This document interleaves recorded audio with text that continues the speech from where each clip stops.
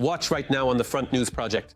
Lukashenko scares with nuclear weapons and hazelnuts. Russian military enters Belarusian territory under the guise of military exercises. What happens next? Powerful strikes by the Ukrainian armed forces in the deep rear of the Russian Federation. Factories and oil depots are burning. Zaporizhzhia. Hellish attacks on civilians. Pokrovske. The situation is critical. The coming week will be decisive. Watch fiery, intense, and blazing footage from the front lines right now.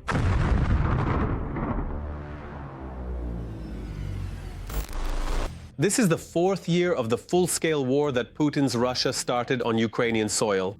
The Ukrainian armed forces continue to heroically defend not only their homeland, but the entire civilized world from the aggression of Kremlin war criminals. Greetings, this is Front News. Vladimir Timoshenko here with you. For the next 30 minutes, you'll get the truth about the war brought to you by our journalists from the hottest combat zones. So, are you ready? Then let's begin.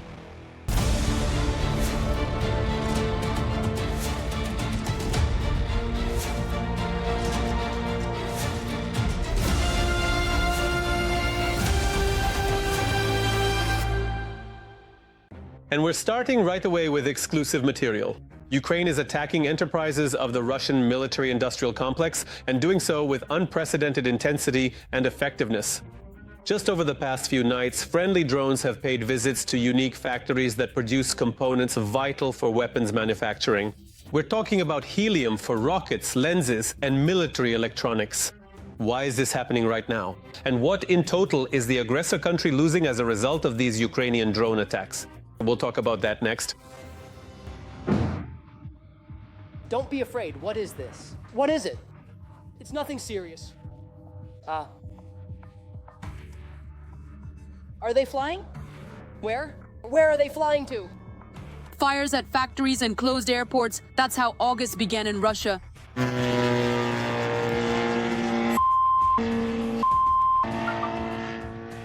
Intensity and effectiveness. Every day, Ukrainian forces strike Russian military targets or defense industry enterprises and report successful attacks on unique defense plants in Russia. These attacks have exposed problems in the Russian Federation's military-industrial complex and caused panic among Russians. I'm getting blown up here. You idiot, my health. What should I do? Oh, dear Lord, you absolutely must get out of here right this very instant. Thanks to the Ukrainian Defense Forces, the only Russian plant producing helium for rockets in Orenburg was hit. Local residents reported a series of explosions. The M5 highway was blocked. The Orenburg helium plant processes up to 15 billion cubic meters of gas per year and produces helium, which is critically important for rocket engineering as well as the space and aviation industries. Helium plays a key role in rocket launches. This plant is an important facility for the Russian military-industrial complex directly involved in the aggression against Ukraine. In Yaroslavl, a major fire mysteriously broke out in the building of a paint and coatings company that produces materials for Russia's military-industrial complex. Another strategically important enterprise was attacked in Tatarstan. The distance from the state border with Ukraine is more than 1,000 kilometers.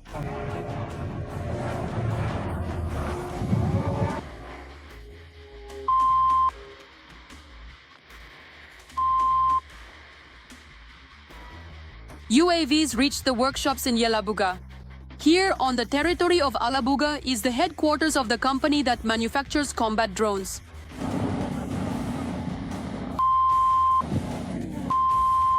In 2024, the plant significantly expanded the production of Iranian-designed strike and reconnaissance drones, using Chinese components and recruiting Russian teenagers for work.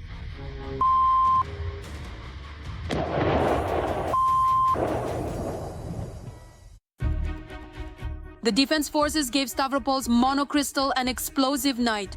Monocrystal specializes in the chemical industry, producing synthetic sapphire for optoelectronics, which is used in military equipment. It's going. They hit it, yes, they hit it. They hit the oil depot. Here's our air defense. Glory to Russia. That's all. Monocrystal also produces silicon carbide, which is used in armor protection, radars, and military electronics. Monocrystal fulfills state defense orders for the Russian Federation. Eyewitnesses recorded smoke on the factory grounds. The official authorities confirmed the drone threat, but did not provide information about damage to the plant. It's flying. It's truly flying high in the sky. It's soaring gracefully and beautifully.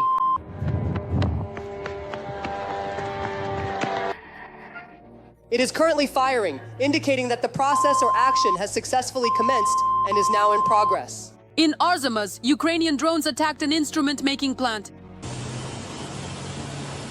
One of the country's leading enterprises in the defense industrial complex with a 60-year history. The plant produces devices for the aviation, missile, and space industries. The Arzamas plant produces gyroscopic instruments, control systems, onboard computers, as well as key components for the KH-32 and KH-101 cruise missiles. In 2020, the plant was awarded the National Golden Idea Prize in the field of military technical cooperation. The plant is under sanctions from the US and the European Union. Before the successful attack, a note appeared on the resource Vizota, which is dedicated to news about the military-industrial complex, stating that the plant had acquired new equipment. Now, the press service of the Arzamas instrument building plant is sending out letters in public forums demanding that no one write about the attack, even threatening consequences. Russian defense industry enterprises working for the war against Ukraine are absolutely legitimate military targets. Successful attacks by Ukrainian forces help to reduce the military capabilities of the aggressor country's army. The work to demilitarize facilities that produce weapons for terrorizing peaceful Ukrainian cities continues and is becoming increasingly intense.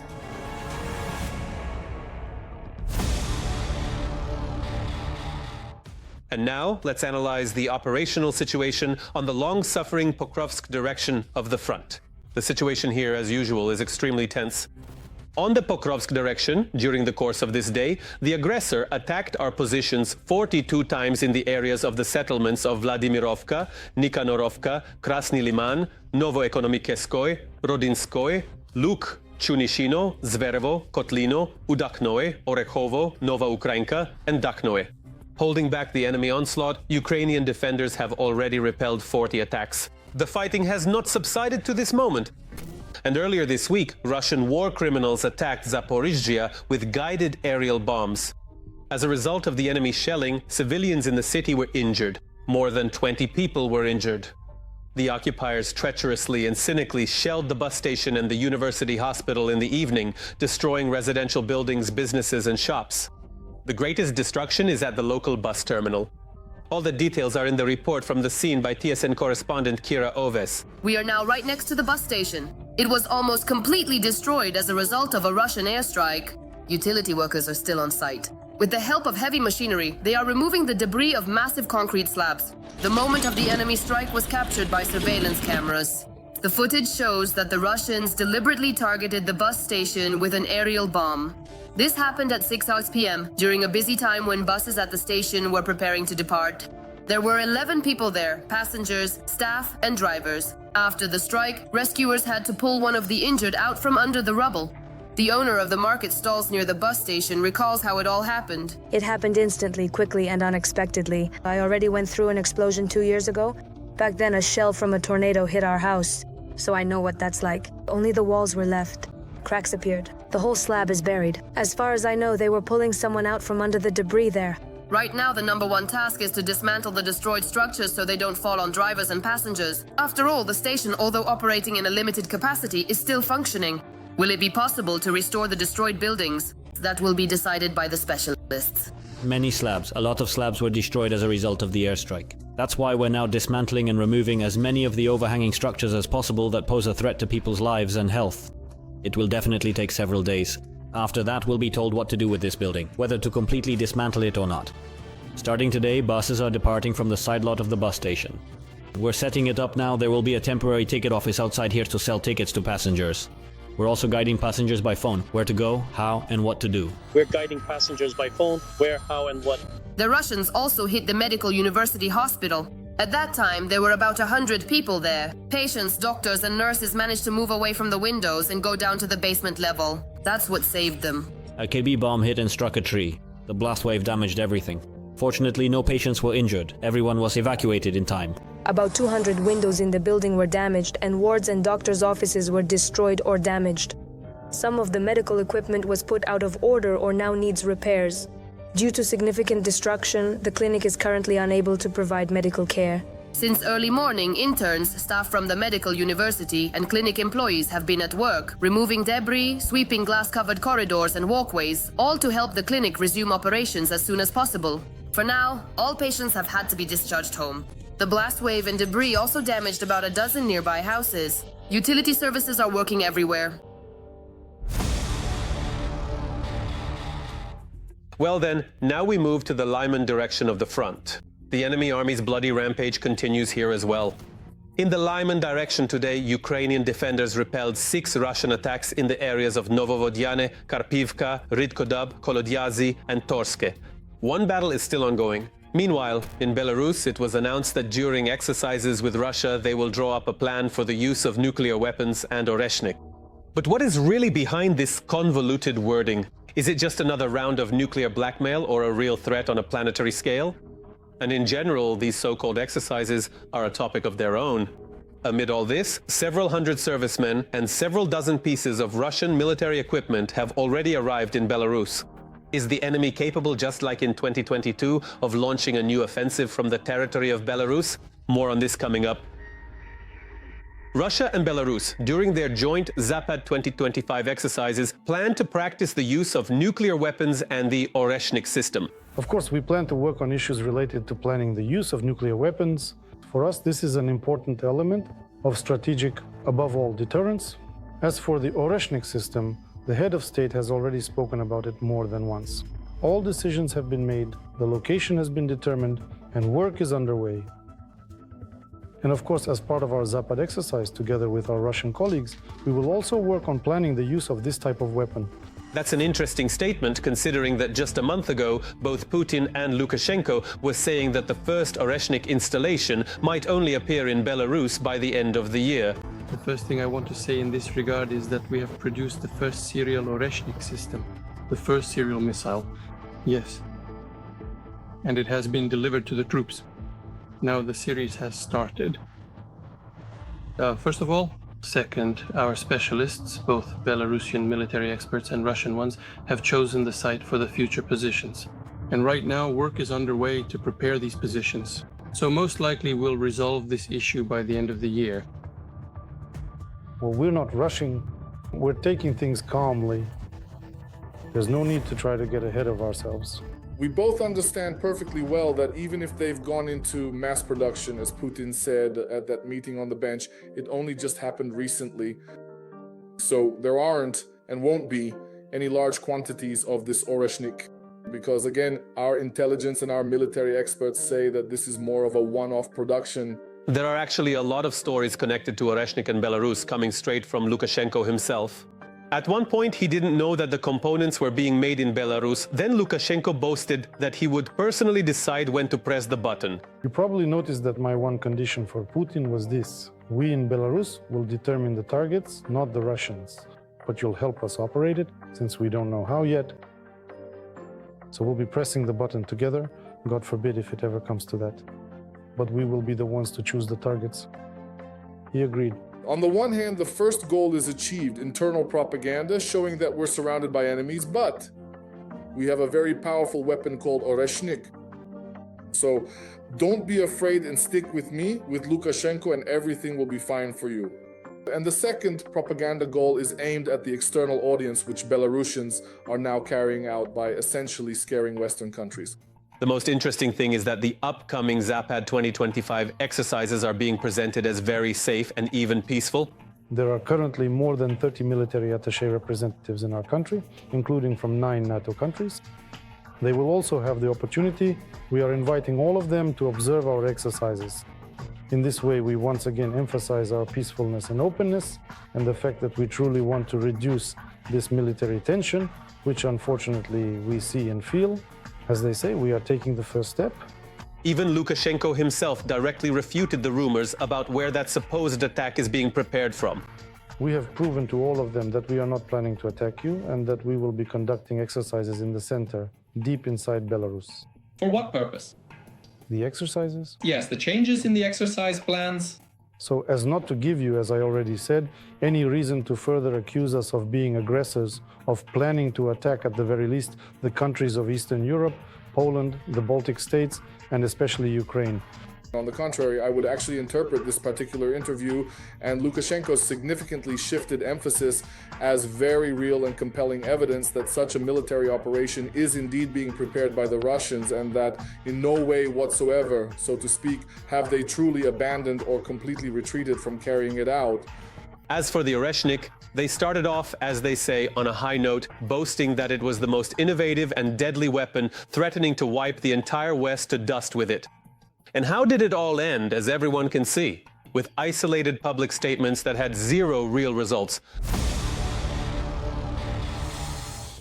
And now an analysis of the operational situation on the Siversky sector of the front. The Russian world continues here as well to destroy, kill and maim. On the Siversky direction, Ukrainian soldiers repelled 11 enemy attacks. The occupiers' units tried to advance in the areas of Hrihorivka, Novoselivka and Perizne. One attack is still ongoing. While Russian propaganda continues to feed its population fake stories about the so-called Second Army of the world achieving colossal successes in Ukraine, the objective reality is different. Russian losses at the front are 3 times higher than those of the armed forces of Ukraine. At the same time, the enemy is amassing equipment and manpower in the Donetsk region for a new offensive. More on these and other updates from the front in our review. Russia has broken through the Ukrainian armed forces' defensive line.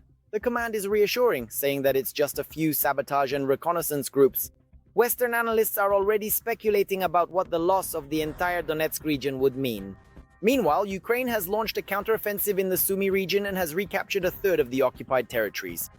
All the latest news from the front right now.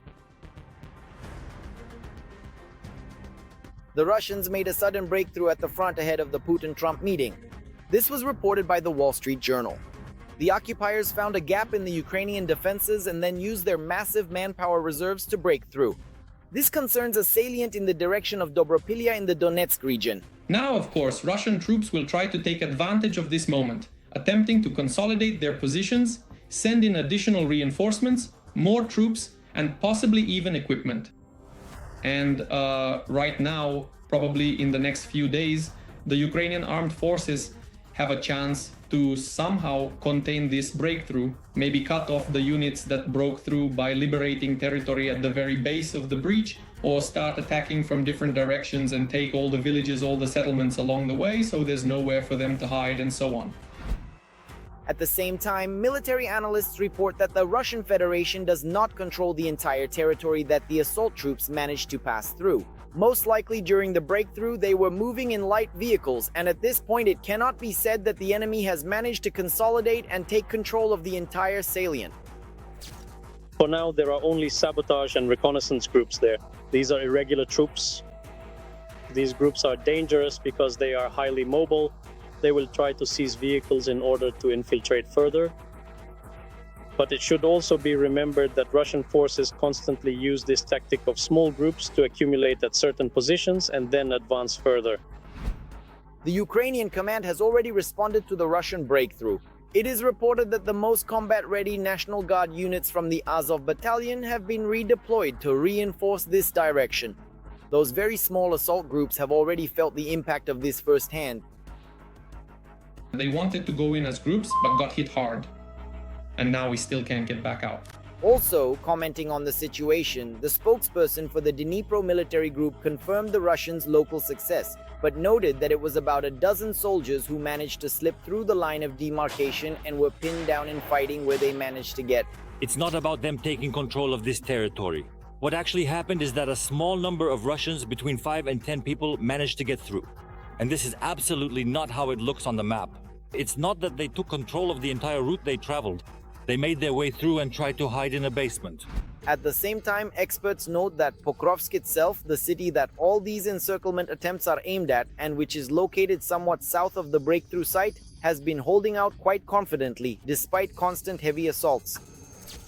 Overall, if it weren't for this very breakthrough near Dobropillia right now, I would say that the situation has somewhat stabilized over the past 2 weeks. That is, the Russian troops had been acting actively before, but at Rodinske they really hit a serious obstacle. And for a couple of weeks now, there have been heavy battles there, but they haven't been able to advance. So basically, the defense of this sort of semicircular salient is holding quite confidently. I'll put it cautiously from the perspective of the Ukrainian armed forces. Of course, these are heavy battles. As I've already said, there are a lot of Russian forces there. They're constantly attacking, but nevertheless, we're not seeing any kind of collapse or crisis. The situation is also tense north of Pokrovske. There, the Russians have become active again in the Lyman direction. However, after several days of intensified attacks, apart from dozens of assault troops killed, Russia has gained nothing here. Right now, we're currently seeing significantly increased movement and activity in the general area of the Serebryansky forest, specifically the forestry region. Essentially, this ongoing development is a clear attempt to strategically move further south toward the important city of Slavyansk. Will the enemy succeed in this? Will our forces find the necessary reserves? Well, I don't know. In principle, we do have forces that can, well, at least hold back the enemy's advance. Monitoring channels are also reporting Russian activity in Crimea. Equipment is currently being transferred there from the Moscow and Leningrad military districts, with the possibility of further deployment to the Zaporizhzhia direction or near Pokrovske. However, in recent months, for Russia, using armored vehicles in assaults has become a major luxury, so the entire operation could turn out to be just a bluff. Some of the equipment is more or less available, meaning it can even be moved back and forth just to distract attention. We can't rule out that possibility either. At the moment, yes, the Russian forces haven't set any particularly difficult tasks for the Ukrainian armed forces, specifically on the Zaporizhzhia front in Zaporizhzhia region. That is, yes, there have been some local attacks there. Maybe they'll try to create some more serious tension, including to force reserves to be redeployed from the Pokrovske direction, so that there simply aren't enough forces everywhere. But on the Sumy direction, it's the Russians who don't have enough forces. According to President Volodymyr Zelensky, in the Sumy region, the Ukrainian armed forces managed to retake a third of all the captured settlements, which is 6 out of 18. In 2 locations, according to Zelensky, the defense forces even reached the border with Russia. They can't even properly hold on to these territories. It's not the first village already. Some have been cleared, some have been liberated. Yes, 2 settlements have been freed, and now fighting is still ongoing for Alexeyevka. So the Ukrainian military is gradually, of course, within their means. It's clear they don't have a large number of reserves, but nevertheless they are reducing this bridgehead. It's not expanding, on the contrary, it's gradually shrinking. All of this is because, for example, Russian troops, during their incursion into the Sumy region, are not using heavy equipment, which makes it much harder for them to defend. The defense forces are also holding their positions in the Zaporizhzhia region and have advanced 1 kilometer deeper into enemy positions in Luhansk. And now it's time to analyze the situation on the Novopavlivka section of the front. The enemy army is up to its usual tricks here as well. On the Novopavlivka direction, our defenders repelled 9 enemy attacks near the settlements of Malevka, Tolstoy, Shevchenko, and Alexandrograd. 4 clashes are still ongoing. They are covering the ground with mines to prevent the enemy from advancing. In the Zaporizhzhia direction, for a year and a half, the soldiers of the unmanned aviation unit of the 91st Separate Oktyrka Brigade have been operating. Using the Vampire bomber drone, the fighters destroy Russian equipment, deliver supplies to the hottest spots, and lay mines in the area. TSN correspondent Kira Oves will tell us about the work of these soldiers. They bomb Russians and their equipment. But the main task of the UAV unit of the 91st Separate Oktyrka Support Brigade is to thoroughly mine the area. Hand to hand, right now there is a massive push along the front, so there aren't enough mines. Before there were sappers, but now there's no such opportunity to go out to a point and lay mines. That's why we do it with the Vampire. Everything is flying, everything is shooting, you have to be quick. An enemy FPV drone can still be there. Man, you can deliver ammunition to places where a sapper team either wouldn't go, or where it would be very risky. In other words, we're reducing the risks. The value of a soldier's life is very high right now. We lay mines in places where the enemy either doesn't expect it or where it's advantageous for us. Correspondent. To communicate with the drone, the crew uses a powerful Starlink antenna. They set up their workstation in 5 minutes because here, time is worth its weight in gold. Next to the navigator and the pilot, a soldier with the call sign Michael is preparing munitions for dropping from the Vampire. He has both anti-tank and anti-personnel mines at his disposal. These are scattered across the ground in the Zaporizhzhia direction. Man, this is a prototype of the old Soviet OZM-72 mine, but it's been upgraded with electronics. The way it works is that it should be dropped from the aircraft, hit the ground, the blades break off, and then the electronic mechanisms are activated into combat mode. Correspondent, the aircraft of the 91st Brigade are causing the Russians plenty of trouble. The enemy is doing everything they can to neutralize the Vampires. The bomber drone is large and quite loud, so the crew only operates at night. Man, they work every night. I'll tell you this, even if there were 100 times more such units, there still wouldn't be any less work to do. The Russians are using a wide range of means: small arms, electronic warfare systems, mobile groups, FPV interceptors, and they're even trying to throw nets with Mavics. Correspondent, in addition to striking targets and mining, the attack drone is an indispensable assistant in logistics. Man, as for logistics, well, the situation has gotten worse again because of the FPVs. That's why drones now play a major role in logistics. Medications, water, food, fuel, radios, everything that's needed. Correspondent, it can even deliver fuel? Man, yes, it can deliver fuel. There's special packaging so it doesn't break. The unmanned aviation units of the 91st Separate Okturka Support Brigade have carried out strikes against the occupiers in the Kharkiv region, Donbass and Sumy region. They say they also have plenty of work in the Zaporizhzhia direction. Man, this includes setting up non-explosive barriers. The guys lay out nets from the drone.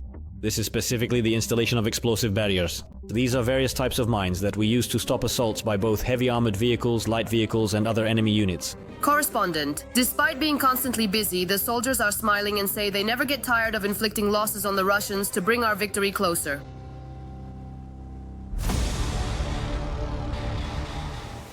Volodymyr Tymoshenko, that's all for today. But very soon, Front News will bring you new, unique reports from our journalists in the hottest spots of the war, gathered so that you know the truth.